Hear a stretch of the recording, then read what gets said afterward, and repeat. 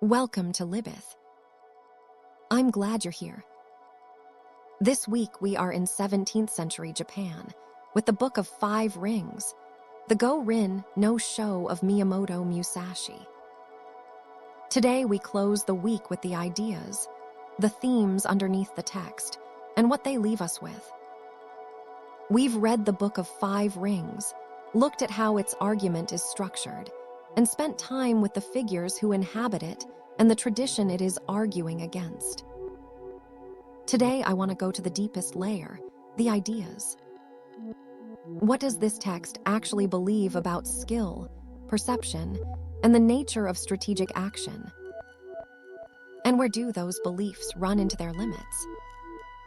Start with the organizing claim Musashi gives us in the ground book and keeps returning to. Strategy is a craft, and the craft can be learned. He says the warrior's way is part technique, part habit of mind, pen and sword together, and that even a man without natural ability can become a warrior by sticking assiduously to both divisions of the way. That sounds modest. It sounds encouraging, and because Musashi repeats it everywhere, it becomes the lens through which everything else in the book must be read. What this claim does not say is that some mysterious genius is required. What it does not say is that pedigree, shrine attendance, or a family name will confer the way.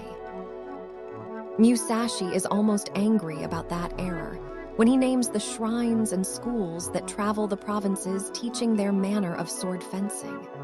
Technique on show, profit and decoration taking the place of substance. The radical move in his claim is negative as much as positive. By insisting on practice and honest testing against reality, he excludes talent as the decisive factor, lineage as the decisive factor, credentials as the decisive factor, and insists instead on the repeated match of skill against circumstance. That is the entire methodology of the Book of Five Rings, stated simply. If you press on that idea, you see why Musashi keeps bringing the carpenter into the argument.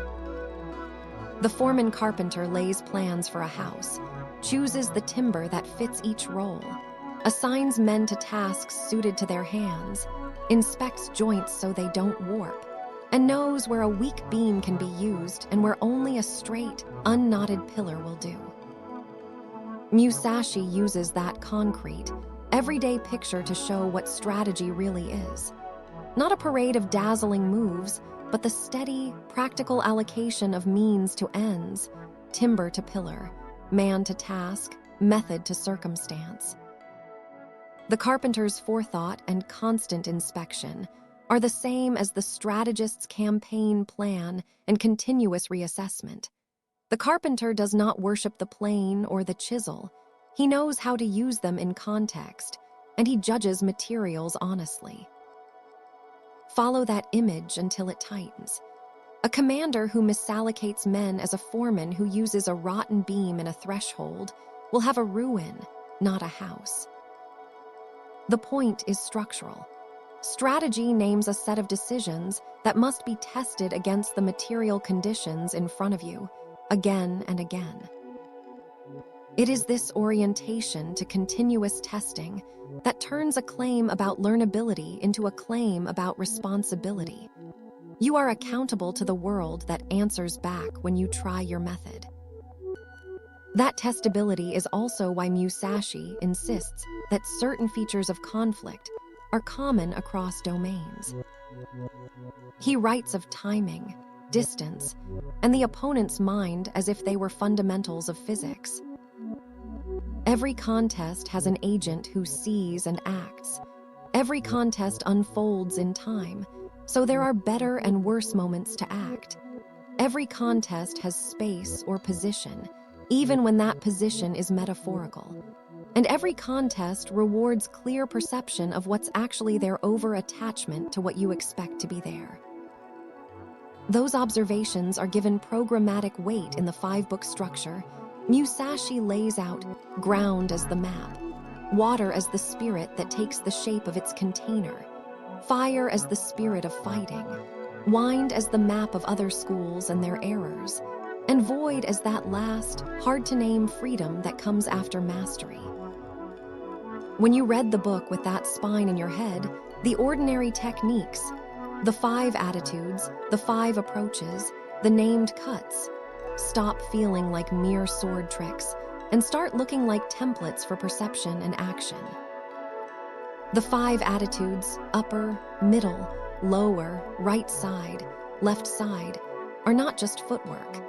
They are a way of parsing any situation into a handful of stances you can recognize and move between. The 5 approaches to the long sword are not formulaic choreography.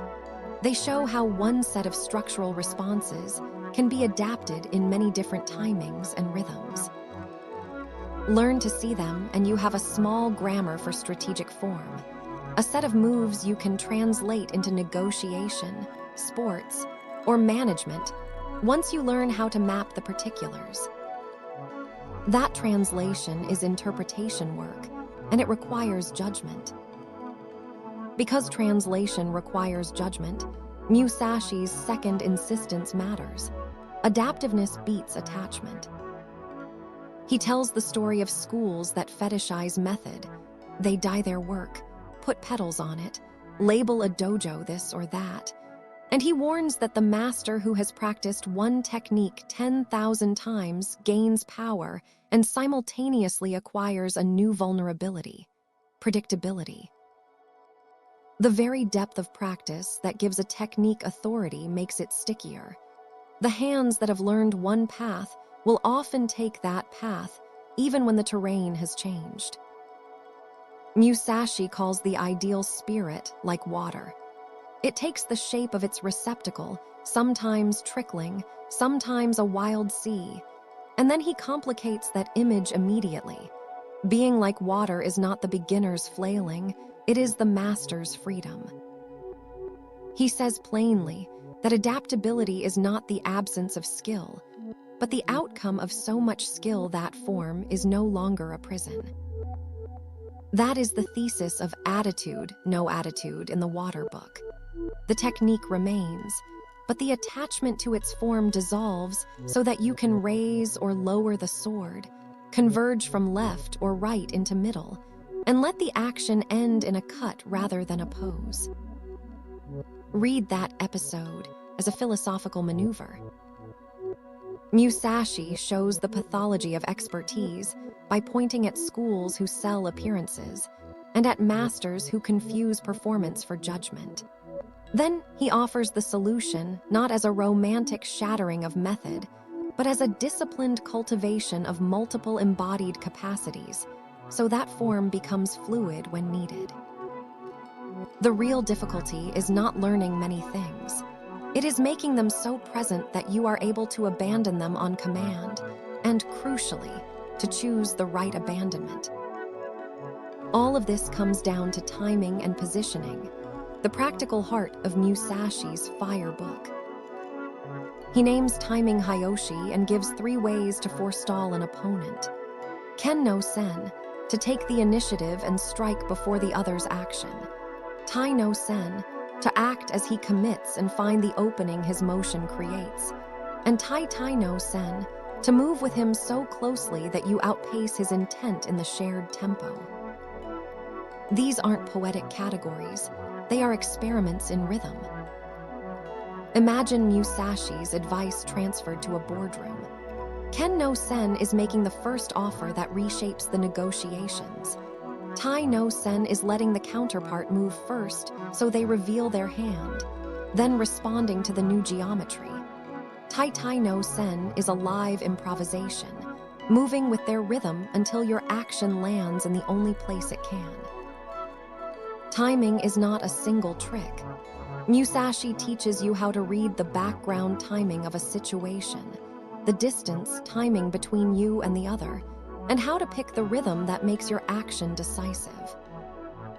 He gives the same attention to place. Stand with the sun behind you if you can, use thresholds and pillars if you fight in a house, chase an enemy into awkward footing. Those small, literal instructions about doors and light are not quaint details. They're the book's insistence that strategy is always architecture as well as psychology. Cross the ford where the river favors you. Push the enemy so his back meets a pillar. Tread the sword down so he can't rise to attack again. Those concrete rules are what connect his universal claim to the particular mess of any encounter. Minimalism follows from timing and adaptability. Musashi is blunt. The purpose of a strike is to hit the opponent, not to look heroic while failing. He differentiates cuts from slashes, decisive strikes from mere touch, and the no design, no conception cut, the blow that comes from the body and spirit together without decorative pretense. That principle applies beyond blades.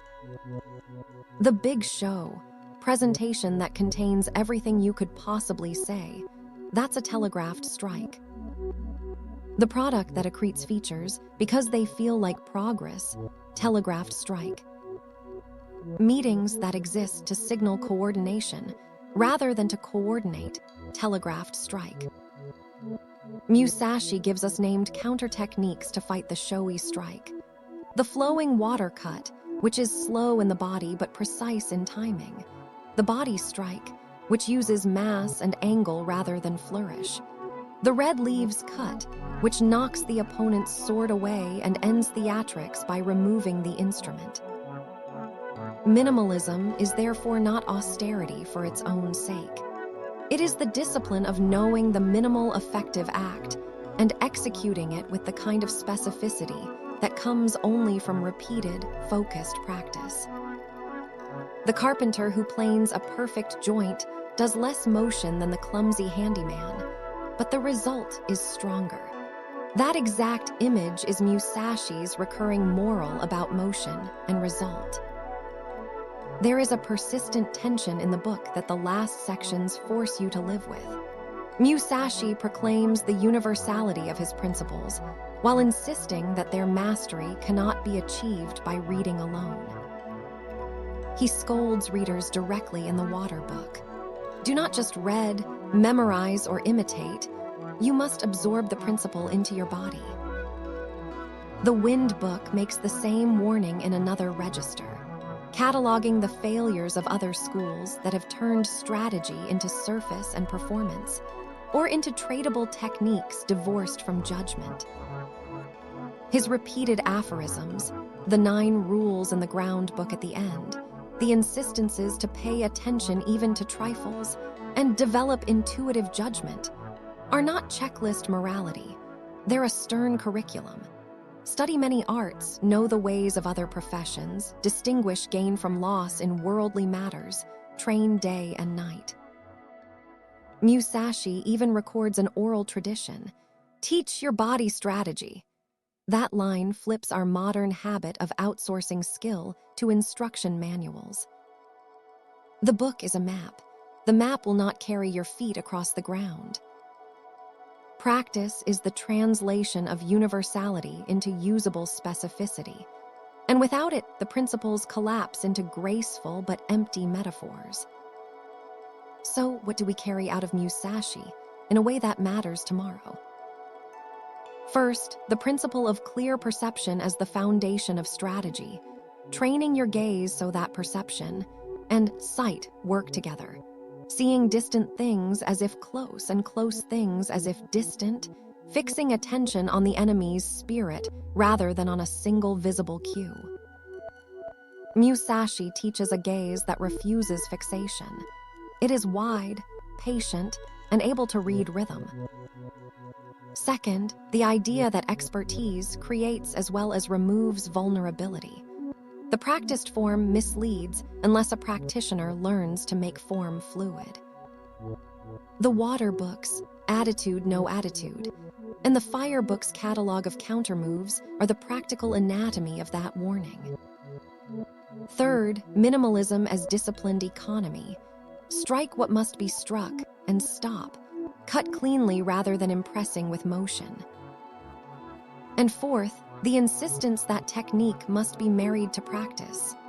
The oral injunctions, the repeated call to train day and night, the candid admission that the void is realized only when the clouds of bewilderment clear. All of that makes the Book of Five Rings a handbook for apprenticeship rather than a manual for citation. Be careful, too, about the book's failure modes, as Musashi himself describes them.